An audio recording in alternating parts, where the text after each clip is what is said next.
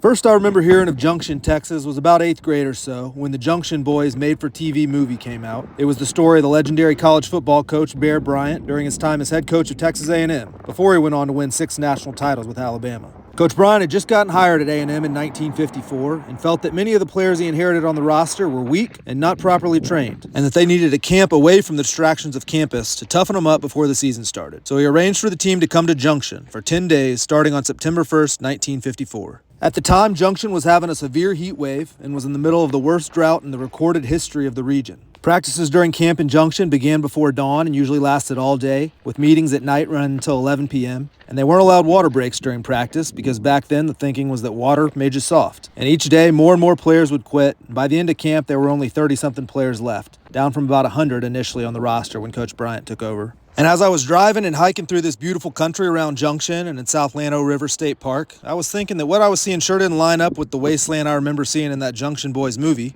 Well, I should have known they didn't actually shoot the movie here.